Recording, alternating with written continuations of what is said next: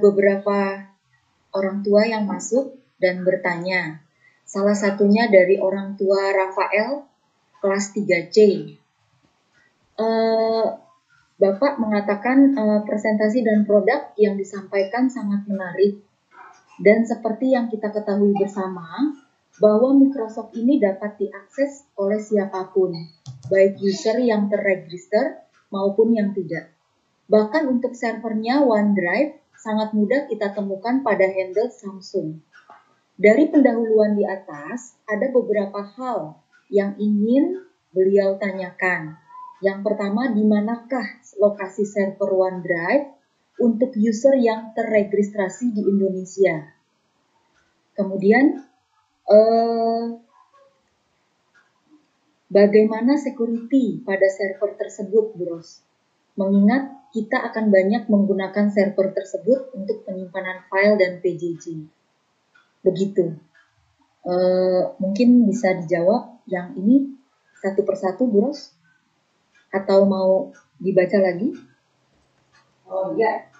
Baik, silakan dibacakan dua pertanyaan. Nanti akan saya jawab dua pertanyaan.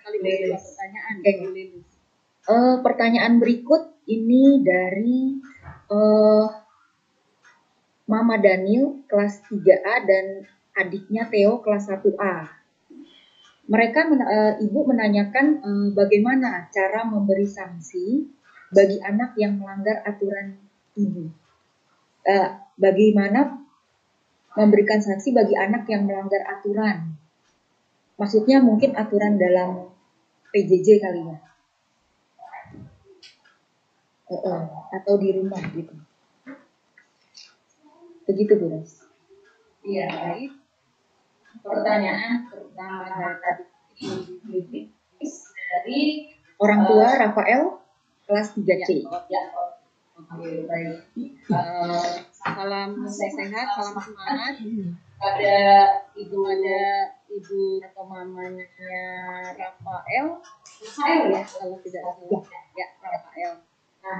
Nah, bagaimana atau di mana lokasi server untuk user yang terregister di Indonesia? Ya, baik. Saya jelaskan sedikit tentang OneDrive. OneDrive, Bapak dan Ibu, ya, di sana untuk satu akun bisa menyimpan 5.000 giga ya, 5.000 giga atau 5 tera gitu ya. Sehingga memang memungkinkan file kita itu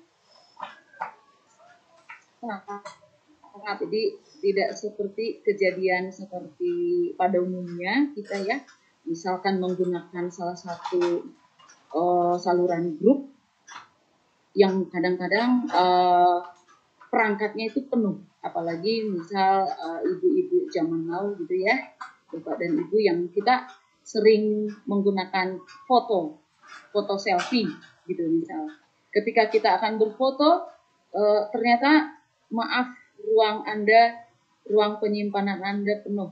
Itu seringkali kita tidak mau atau tidak mengharapkan hal itu terjadi. Nah, inilah solusinya sebenarnya. Jadi OneDrive ini berbasis cloud, berbasis awan. Jadi semua file yang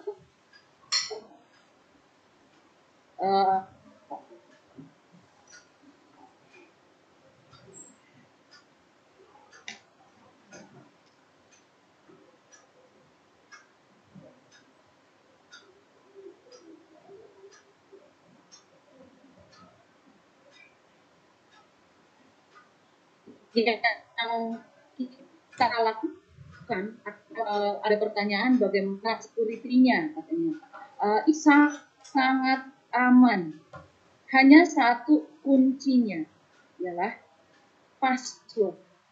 Tentu saja di dalam semua penyimpanan secara logika tentu membutuhkan kunci. Nah, untuk OneDrive ini Bapak Ibu, ketika kita menggunakannya, kita perlu user.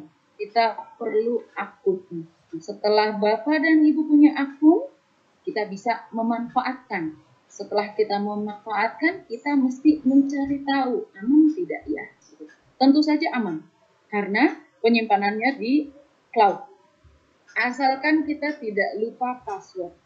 Sedangkan lupa password pun sebenarnya itu bisa kita lapor ke pihak Microsoft untuk meriset password yang mungkin kita lupa, mungkin karena usia barangkali, wah saya lupa passwordnya apa, Pak menulis di mana, misalkan seperti itu.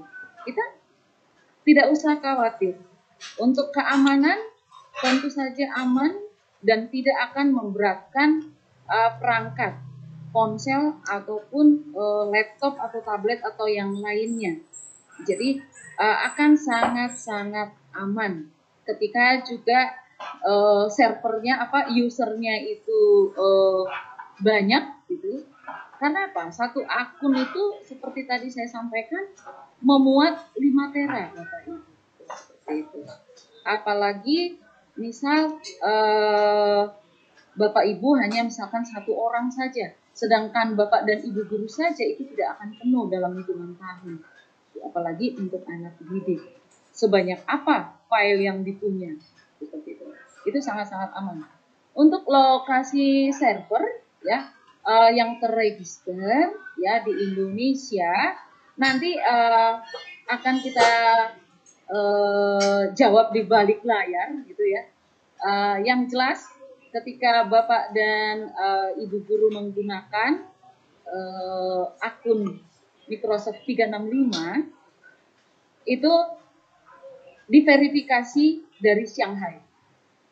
Jadi ketika SD Mardiwana Bogor menggunakan itu diverifikasi dulu oleh pihak Microsoft yang ada di Shanghai. Begitu. Mama siapa? Mama Rafael.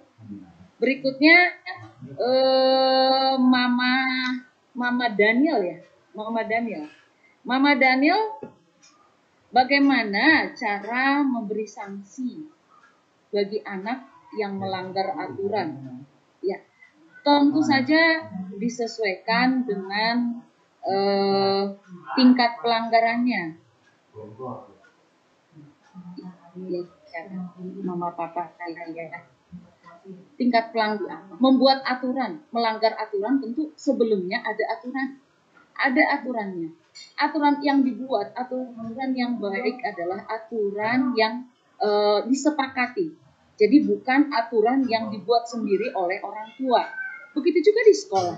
Di sekolah Bapak dan Ibu guru memberikan aturan kepada murid tentu saja itu disepakati.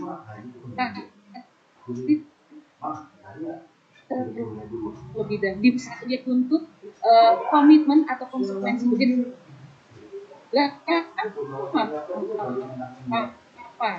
Artinya melanggar aturan di rumah barangkali karena di sini tidak disebutkan secara jelas.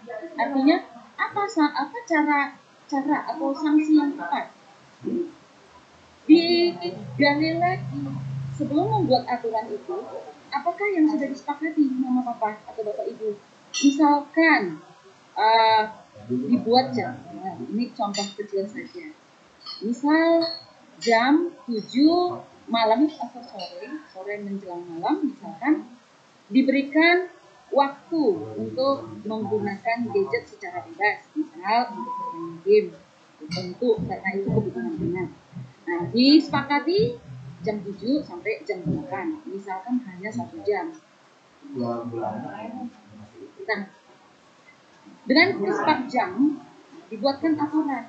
Jika 1 jam terlewati, apa kira-kira denda atau sanksi atau hukuman yang disepakati? Misalkan kalau sudah lewat dari 1 jam, nanti Mama atau Bapak, ini Mama ya, nanti Mama akan ambil istilah kerennya sita.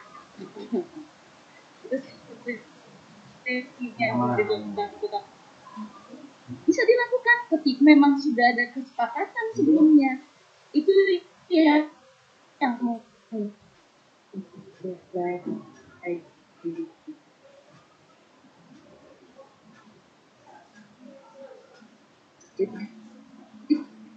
Kita tidak otoriter terhadap anak.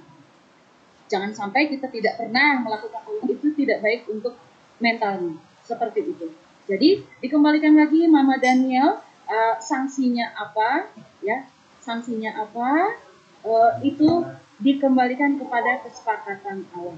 Supaya apa? Nilai karakter yang kita tanamkan baik itu dari sekolah juga oleh orang tua bisa tersampaikan dan dilaksanakan atau tumbuh dengan baik. Begitu untuk Mama Daniel dari kelas 3A atau Mama Theo dari kelas 1. Nah, semoga dapat menjawab. Lalu ada berikutnya, saya bacakan lagi.